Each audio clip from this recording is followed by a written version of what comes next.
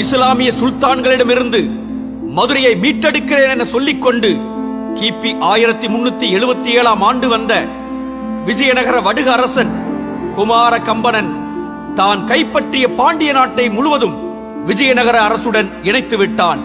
சிருங்கேரி சங்கராச்சாரி உதவியுடன் விஜயநகர அரசை தோற்றுவித்தவர்கள் வடுகர்களான ஹரிஹரன் மற்றும் புக்கன் ஆவார்கள். இந்த புக்கனின் மகன்தான் குமார கம்பனன். தான் படையெடுத்து கைப்பற்றிய பகுதிகளை ஆள்வதற்கு பிரதிநிதிகளாய் தெலுங்கர்களையே நியமிக்கின்றான். இவர்கள் பெரும்பாலும் விஜயநகர படையில் இருந்த காட்டுமிராண்டி கூலிப்படையைச் சேர்ந்த கம்மவார் வடுகர்களாகவே இருந்தனர். யார் இந்த வடுகர்கள்? இந்திய துணைக்கண்டத்தின் விந்திய மலைக்கும் வேங்கட மலைக்கும் இடைப்பட்ட பகுதிகள் அடர்ந்த காடுகள் நிரம்பிய பகுதிகளாகும். இப்பகுதியை மொழிபெயர் தேசம் என்று பழம்பெரும் தமிழ் இலக்கியங்கள் குறிப்பிட்டுள்ளன. இக்காடுகளில் வாழ்ந்து வந்த மக்களை வடுகர்கள் என பண்டைய தமிழர்கள் அழைத்து வந்தனர்.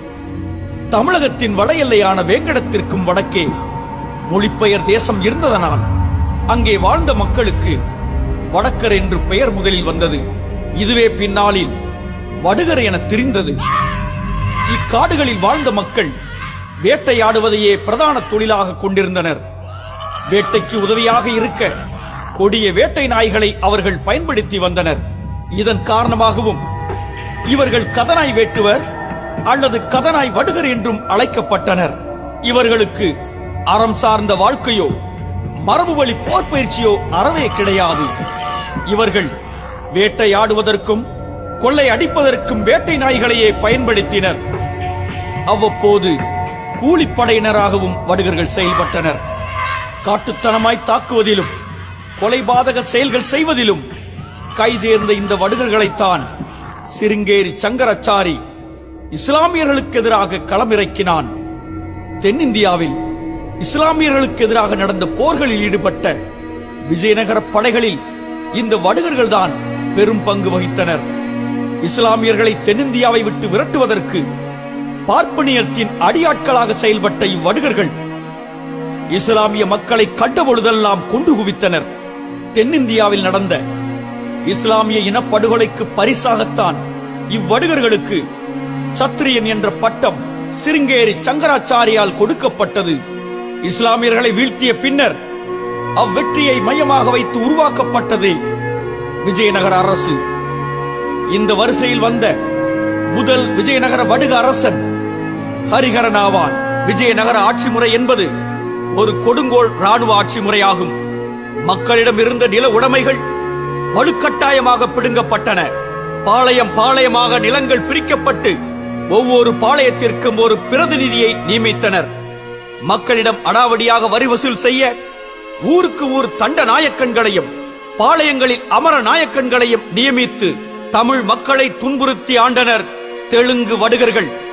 தமிழ் அரசர்கள் தோற்றுவித்த உன்னதமான உள்ளாட்சி முறையை சிதைத்து பாளைய பட்டுகள் மூலம் தமிழ் மக்களை கொடுமைப்படுத்தினர் வடுகர்கள்.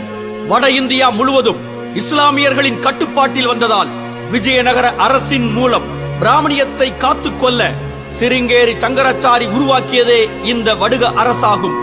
இந்து புராணங்கள் என்று சொல்லப்படும் சமஸ்கிருத இலக்கியங்களில் பெரும்பாலானவை இந்த விஜயநகர ஆட்சி காலத்தில் தான் எழுதப்பட்டது.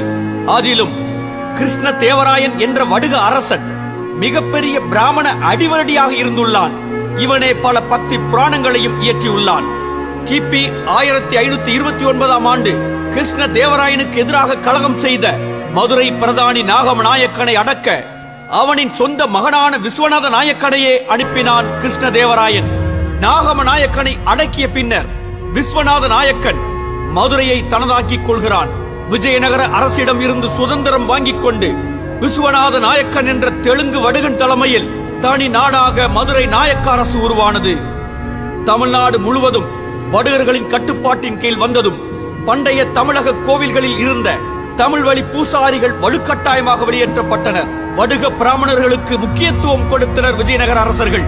தமிழக கோவில்களில் இருந்து தமிழ் வெளியேற்றப்பட்டது. சமஸ்கிருதம் மேலோங்கியது. உதாரணமாக பழனி முருகன் கோவிலில் இருந்த புலிப்பாணி சித்தர்வழி தமிழ் பூசாரிகளை வெளியேற்றிவிட்டு வடுக பிராமணர்களை நியமித்தது திருமலை நாயக்கனின் ராணுவ தளபதியான ராமப்பையன் என்கிற தெலுங்கு வடுகன் பல கோவில்களில் இருந்து வெளியேற்றப்பட்ட தமிழ் அந்தணர்களான பறைய சமூக மக்கள் இந்த வந்தேரி வடுக பிராமணர்களால் தீண்டாமைக்குட்பட்டு பல கொடுமைகளை அனுபவித்தனர். தமிழக விவசாய குடிகளான பள்ளர்களின் நிலத்தை பிடுங்கிக் கொண்டு அவர்களை கூலிகளாகவும் கொத்தடிமைகளாகவும் மாற்றியது மதுரை நாயக்க அரசு. பேச்சுரிமை, சொத்துரிமை, ஏன் தோளில் துண்டு போடும் உரிமை முதற்கொண்டு அனைத்தையும் இழந்த தமிழ் சமூகம் தெலுங்கனின் கீழ் அடிமையாக வாழ நேரிட்டது. மதுரையை தலைநகராக கொண்டு பாண்டிய நாட்டை அடிமையாக்கியது போலவே திருச்சி நாயக்கன், தஞ்சை நாயக்கன், செஞ்சி நாயக்கன், வேலூர் நாயக்கன் ஆகியோர் மொத்த தமிழ்நாட்டையே தங்களின் ஆட்சியின் கீழ் கொண்டு வந்தனர். வடக்கிலிருந்து இறக்குமதி செய்யப்பட்ட வடுக பிராமணர்களும் சௌராஷ்டிரர் போன்றோருக்கு மட்டுமே முன்னுரிமை அளிக்கப்பட்டது. கம்மவார், சில்லவார், ராஜகம்பலம், கவரா, கஞ்சம், தொட்டி நாயக்கன், பழிஜா நாயக்கன் போன்ற காட்டுமிராண்டி வடுகர்கள் தாய் தமிழ்நாட்டினுள் இறக்குமதி செய்யப்பட்டு தமிழர்கள் முற்றிலுமாக ஒடுக்கப்பட்டனர். மதுரையை ஆண்ட விஸ்வநாத நாயக்கனின் மகன் குமார கிருஷ்ணப்ப நாயக்கன் என்பவன் கிபி 1564ஆம் ஆண்டு மதுரையில் இருந்து 20,000 பேர் கொண்ட பெரும் படை திரட்டிக் கொண்டு இலங்கையில் இருந்த சிங்களவரின் கண்டி அரசை வீழ்த்தி அதனை பிடித்துக் கொள்கிறான். கைப்பற்றிய நாட்டை தன் மைத்துனனான விஜயகோபால நாயக்கனிடம் விட்டுச் சென்றதாக சிங்கள தீப கதா என்னும் தெலுங்கு நூல் கூறுகிறது.